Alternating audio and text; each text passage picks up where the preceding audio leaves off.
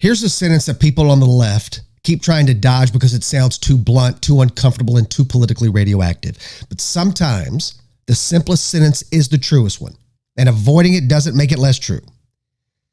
That woman should have never been there in the first place. And I don't mean that emotionally. I don't mean it dismissively. I mean it factually. When you strip away the slogans and the hashtags and the outraged choreography and the prepackaged talking points, right? You are left with one thing: intent. And intent matters. Scripture treats it very seriously. The law treats intent very seriously. And moral reasoning collapses the moment that we pretend that intent doesn't exist.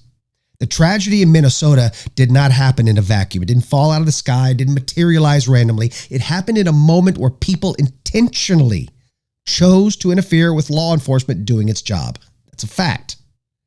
It happened in a context where authority was treated as illegitimate by default, where enforcement of the law was framed as oppression, and where emotional outrage was elevated above order, reason, and responsibility.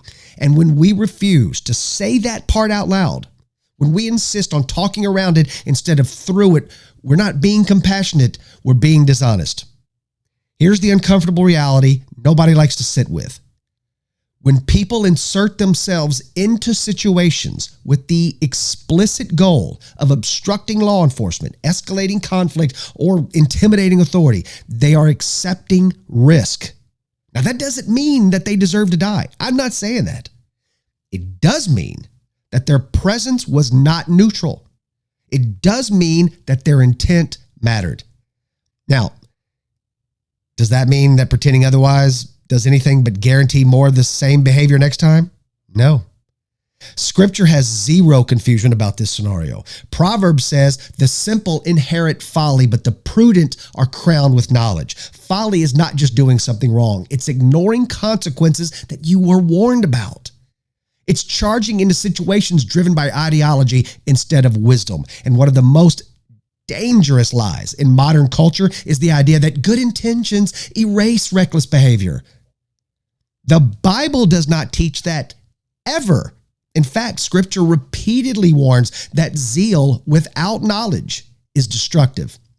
Paul talks about this exact problem when he describes people who have zeal for God, but not according to knowledge. Zeal feels righteous.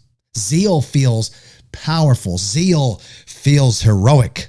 But zeal untethered from the truth and restraint leads to chaos, not justice. And that is exactly what we're watching play out over and over again, and it just happened again in Minnesota. People convinced that they're morally superior, putting themselves in situations that they have no business being in, interfering with processes that they don't understand, and then acting shocked when things spiral completely out of control. Now, here's where Christians need to stop pretending that this is someone else's problem.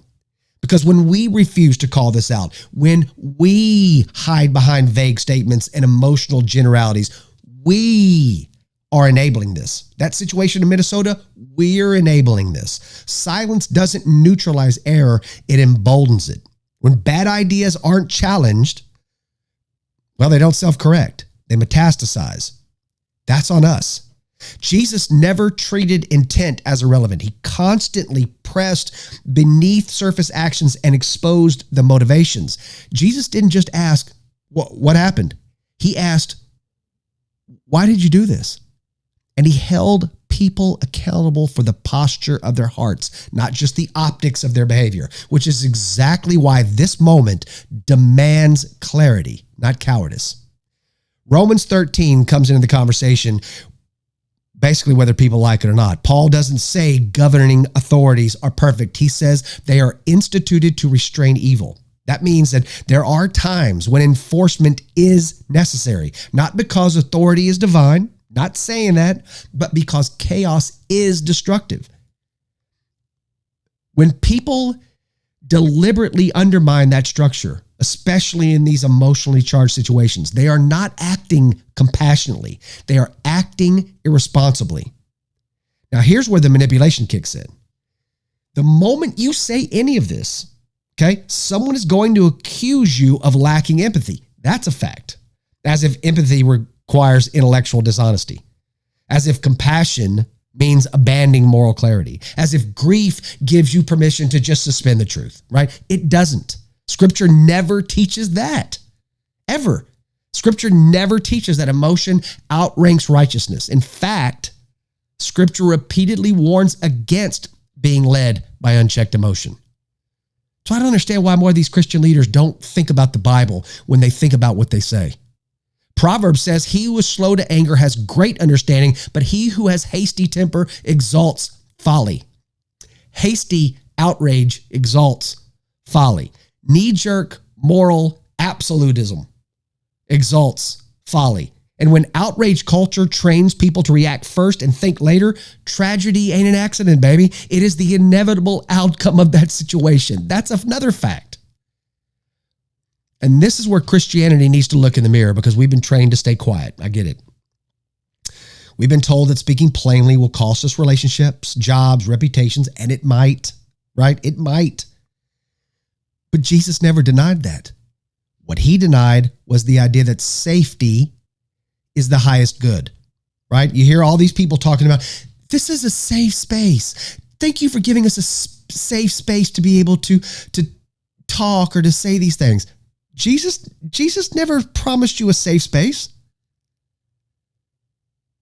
It blows my mind when I reflect about it. But anyway, what he denied was that the idea that safety was the highest good, right? He told his followers plainly that fearing people more than God is spiritual failure, not wisdom.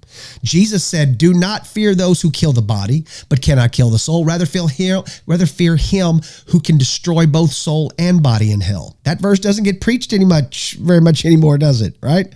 You don't hear that too often. I wonder why that is. A lot of hypocrites in the churches. But the fact is that verse hasn't expired. It doesn't mean that Christians are reckless. It means that Christians are clear. It means our moral compass is not calibrated to public approval. Calling out lawlessness is not, listen, let me just say this real fast, and I want you to pay attention to this. Calling out lawlessness is not cruelty. Naming destructive behavior is not hatred. Refusing to play along with these ideological narratives is not violence. It is integrity. And integrity always costs something. And here's the part that should sober us. If Christians keep refusing to speak, if they keep deferring to fake moral outrage and they keep allowing intimidation to silence their truth, we will be complicit in what comes next. Not because we caused it, but because we refused to resist it. Ezekiel talks about the watchmen who see danger coming and they refuse to sound the alarm. God's judgment isn't just about those who bring destruction, but against those who saw it and said nothing. That doesn't mean we shout. It doesn't mean we dehumanize. It doesn't mean we celebrate death at all. It means that we refuse to lie. It means that we refuse to pretend that intent doesn't matter, that responsibility doesn't exist, or that lawlessness magically turns righteous because it's wrapped in emotional language. Okay? And all of this brings us back to something simple, salvation. Because salvation is not about affirming people where they are. It is about calling them out of destruction. Jesus didn't die to make us comfortable in sin. He died to rescue us from it. Which means any version of compassion that leaves people trapped in destructive patterns is not biblical compassion, it's abandonment. Let me say that one more time and pay very close attention to this. And this goes for all our Christian leaders and our Christian preachers and our Christian pastors and all the people out there that have something to say about God out there. And they say that, they want to side with everybody because of, their skin color is this, or they sleep with these people, or they had this much money, or they were, all of it. Understand this. This is the fact. Any version of compassion that leaves people trapped in their destructive patterns is not biblical compassion. It is abandonment. You're not just abandoning them, you're crippling them. Okay? The early church understood this. They spoke when it was dangerous. They obeyed laws when they were just. They disobeyed when commanded to deny Christ. And they accepted the consequences without surrendering the truth. That's the model, not silence, not retreat, not fear disguised as wisdom. Okay? So here's something I want to leave you with. And I want you to leave here quietly, not angrily.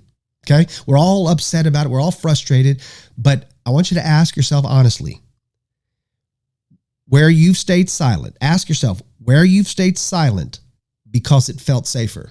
Things that you've said because you thought it would be safer to say it. Where you've avoided clarity because it might cost you. Where you've let intimidation masquerade as compassion. Because tragedy doesn't just expose broken systems. It exposes conviction. And moments like this, what's happened in Minnesota, these moments reveal who is willing to speak and who is willing to disappear. That woman never should have been there. Intent mattered. And pretending otherwise is part of the problem. Now, what we do with that truth, that says a lot about who we actually fear, God or people. Sit with that.